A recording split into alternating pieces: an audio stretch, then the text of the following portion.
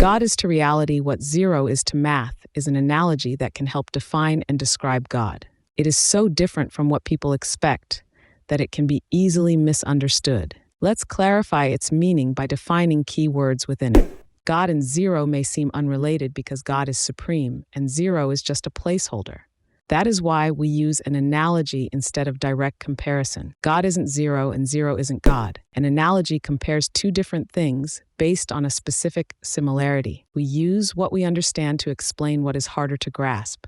Since the analogy helps define God, we will replace the word with X for now. This should help avoid triggering any unnecessary defensiveness. We are saying that there is something in reality that functions like zero in math. Please don't misinterpret that as X is to reality what zero is to reality. Zero in reality represents emptiness or a lack, but math itself is not reality. It is a system we use to describe reality as objectively and accurately as possible. Just because we invented mathematical sounds and symbols doesn't mean we invented the rules and values they represent. Math is only valid if it describes something real. Of course, there is some advanced or unproven math that may not apply to reality. We won't be dealing with any of that. We will stick to the basics. If you understand algebra, this won't be too advanced. Anything learned later, such as trigonometry and calculus, will not be needed at this time. This is not about who knows more math. Reality is what it is, whether we observe it or not.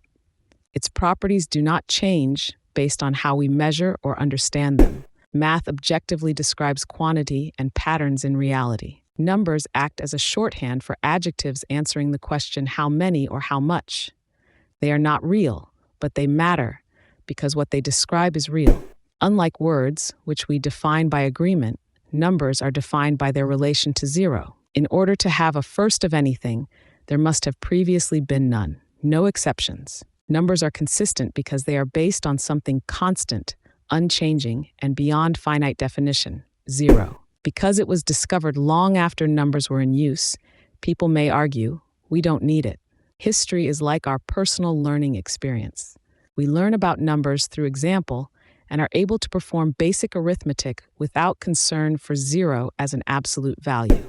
Upon its discovery, we find we had been using it all along without realizing it.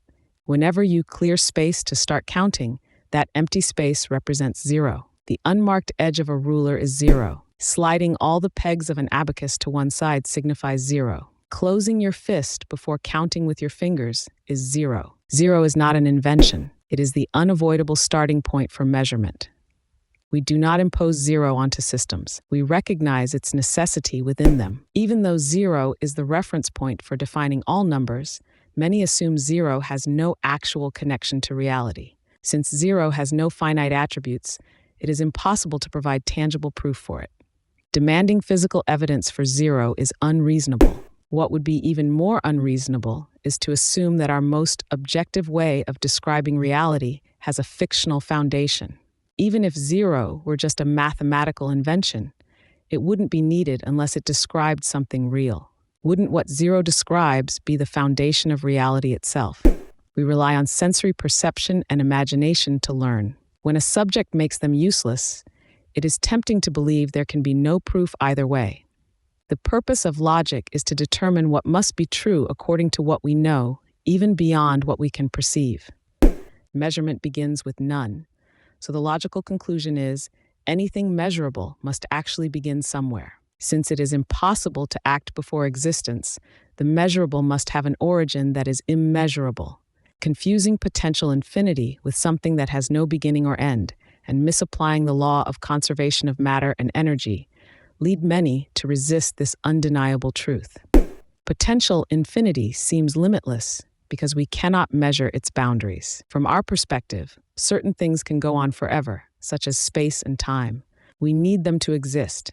So it is impossible to have a vantage point to even contemplate or imagine reality without their presence or existence. It is illogical to impose those cognitive limits on reality itself. The law of conservation states that neither matter nor energy can create or destroy themselves or each other, yet some mistakenly use it to claim they are eternal. Because our existence depends on matter and energy, it is easy to overlook the contradiction in assuming measurable things have no beginning. The law of conservation should be evidence that matter and energy need an origin that is neither material nor active. It is impossible for something to be both infinite and finite. The infinite cannot be defined in finite terms. Regardless of any expert opinion or intellectual consensus, if your idea of infinity includes finite aspects, there is a flaw in that logic. Whatever can be measured in finite terms is finite throughout. Only zero, as shown on the number line, can mathematically represent an immeasurable and truly infinite origin. It is the starting point for all measurement and the reference point for defining all values in math. Since it has no finite attributes, it has no beginning or end. Our inability to produce finite evidence for zero is the sole reason for believing it is just a mental construct. It is the exact same reason people deny there is an infinite origin for all that is finite. Everything universally believed about God matches the reality zero represents in math, except the aspects that involve imagination or personification. The God analogy not only gives us an example of something we understand yet cannot perceive or imagine, but it also removes the contradictions associated with defining the Creator in ways that only fit creation. We associate power with choice and action, so it is difficult to think of dominion or supremacy without them. A deity we can relate to makes us more comfortable. Unfortunately, that comfort leads to contradictions. Our morals and virtues cannot be separated from our flaws and limitations. What may be meant as a compliment is actually an insult. People who prefer a more personal approach to God may struggle with this comparison. If God doesn't care or act, why worship him? This question reduces the absolute creator that blessed cursed us with perspective to a wish-granting genie or a Santa Claus for adults, giving heaven to the nice and hell to the naughty. Worshipping God makes perspective a blessing. The absence of perception, imagination, or personification may make it seem like God cannot be understood or described. Zero's role as the reference for all value in math provides more insight than what would be assumed. Zero represents the absolute, infinite, perfect, eternal, and omnipresent. According to the law of identity, the origin must be omniscient and omnipotent without intellect or action. We only know what zero is according to what it isn't, and its relevance to everything else. Some people see it as having no value in an attempt to dismiss and demean. I see it as invaluable, which is reason to exalt and praise. God is to reality what zero is to math. Zero is the foundational reference for math, and math describes reality. The foundation of reality must be singular, supreme, and worthy of the highest esteem, what we call God.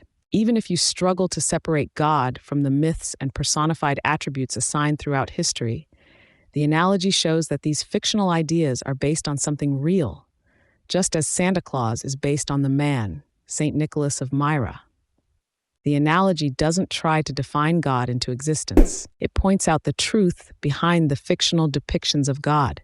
The idea of a creator of the universe automatically invokes images of a larger-than-life being, even when we know about zero. It would have been even harder to escape such imagery without zero, as it was for people when the Bible and Quran were written. If this resonates with you, check out more content at zerothemathgod.com. There you'll find more about intellectual righteousness, the philosophy built on the analogy. God is to reality what zero is to math. You will also find Theology for the New Millennium, the book introducing intellectual righteousness, and Musical Revelation, a rap EP about the philosophy, both available to preview for free. Before you go, don't forget to like, share, and follow. Until next time, may peace be with you.